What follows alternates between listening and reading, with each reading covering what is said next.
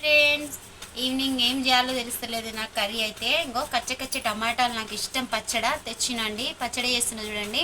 ఇగో శనగపప్పు, మినపప్పు, పచ్చిమిరపకాయలు, నువ్వులు, టమాటాలు వేంపుకోవాలి. వేంపుకున్న తర్వాత కొంచెం కొత్తిమీర కూడా వేంపుకోవాలి.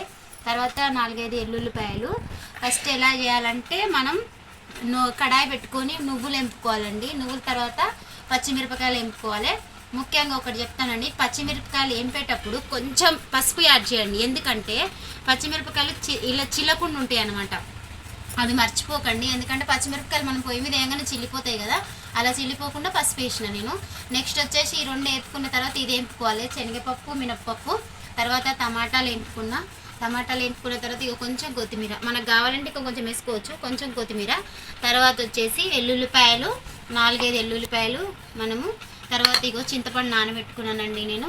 ఒక చిన్న నిమ్మకాయ అంతా చింతపండు వేసి ఇవన్నీ మిక్సీ కొట్టుకోవాలి. ఫస్ట్ నువ్వులు వేసుకోవాలి, తర్వాత పచ్చిమిరపకాయలు, తర్వాత పప్పులు, తర్వాత వచ్చేసి ఇది కొత్తిమీర వేసిన తర్వాత టమాటాలు వేసుకోవాలి. ఈ 2 మిక్సీ కొట్టిన తర్వాత ఇవన్నీ మిక్సీ కొట్టుకున్నాక మనం తాలింపు కావాలనుకుంటే వేసుకోవచ్చు, లేకుంటే నార్మల్గానే తినవచ్చు. మేమైతే నార్మల్గానే తిందామని చూస్తున్నాము. సూపర్ ఉంటుంది. ఓకేనా, మీరు కూడా ట్రై చేయండి. బాయ్.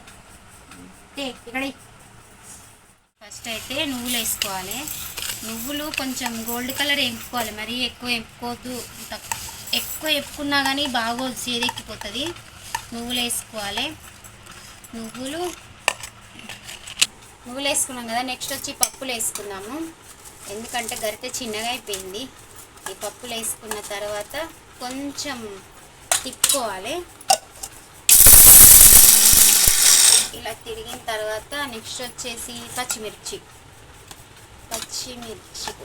పచ్చిమిర్చి బాగా అసలు జాగ్రత్తగా వేంపాలండి బాబోయ్, వేగేటప్పుడు మీద పడిపోతాయి.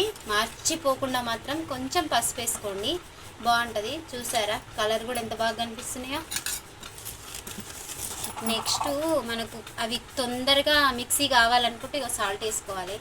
నేనైతే ఇంత సాల్ట్ వేసిన. తర్వాత వచ్చేసి ఎల్లుల్లిపాయలు తీసి పెట్టినా కదా, 4 ఎల్లుల్లిపాయలు వేసిన.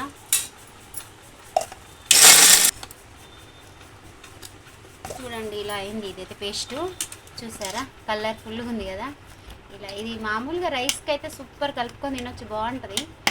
నెక్స్ట్ వచ్చేసి ఇంకా టమాటాలు యాడ్ చేసుకోవాలి. లాస్ట్ టమాటాలే. దీంట్లో ఆయిల్ అవసరం లేదండి, వేపేటప్పుడే కొంచెం దాంట్లో అన్నిట్లలో ఆయిల్ వేపుకుంటే కనుక మనం ఆయిల్ అవసరమే లేదు. బాగుంటుంది పచ్చడా. వేడి రైస్లోకి కానీ ఇడ్లీలోకి కానీ. నాకైతే వేడి రైస్ ఇష్టం. కొత్తిమీర యాడ్ చేసుకోవాలి. దీంట్లో చాలా ఆయిల్ వేసాను నేను, ఎందుకంటే ఆయిల్ లేనిది తినరు. లాస్ట్లో మనకు రుచికి తగిన చింతపండు ఇంత వేసుకుంటే సరిపోతుంది, ఎందుకంటే ఆల్రెడీ టమాటాలు పుల్లగా ఉంటాయి కాబట్టి నేనైతే ఇంత వేసిన. మీకు కావాలంటే ఎక్కువ వేసుకోవచ్చు. చూడు ఎంత కలర్ఫుల్గా అవపడుతుందో కదా పచ్చడా. మనం ఇంకా దీంట్లోకి తాలింపు అవసరమే లేదండి, ఏది లేకుండా ఉట్టిగా తినేయచ్చు. నాకైతే చూస్తేనే నోరు ఊరుతుంది. చూడండి, కావాలనుకుంటే తాలింపు వేసుకోవచ్చు. ఓకేనా మరి, బాయ్. చూసారా ఎంత కలర్ఫుల్గా ఉందో పచ్చడా. ఇప్పుడు వచ్చి టైం 6:30 ఏమవుతుంది. నేను ఎప్పుడు అన్నం తినను ఈ టైంలో, కానీ ఈరోజు మాత్రం టేస్ట్ చేద్దామని, ఎందుకంటే చూడగా ఆకలిస్తుంది నాకైతే. ఇంకా తాలింపు వేసుకుంటే బాగుంటుంది, కానీ తాలింపు ఆయిల్ అదంతా ఎందుకండి, ఆల్రెడీ ఆయిల్లో వేంపాయి కాబట్టి నేను అవసరం లేదు. చూడండి సూపర్ ఉంది. ఊర్లలో మాత్రం రోటి పచ్చడి ఇలాగే వేసుకుంటారు, చాలా బాగుంది. మీరు ట్రై చేసి చూడండి. ఓకేనా, నాకైతే అసలు ఈ టైంలో నేను అన్నం తినను, మామూలుగా తినాలనిపిస్తుంది. ఓకేనా, బాయ్.